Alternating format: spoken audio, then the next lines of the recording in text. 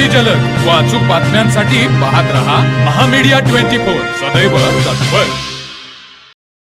Kagal police ठाण्याच्या हद्दीतून गणेश उत्सव, नवरात्रोत्सव, आठवडी बाजार आणि श्री गाईनाथ देवीपीर उरूस यासह उत्सव काळातील गर्दीचा फायदा घेऊन चोरीला गेलेले तब्बल 62 मोबाईल हस्तगत करून पोलीस उपअधीक्षक सुजित कुमार क्षीरसागर यांच्या हस्ते 30 मोबाईल मूळ मालकांना कागल पोलीस ठाणे येथे परत देण्यात आले।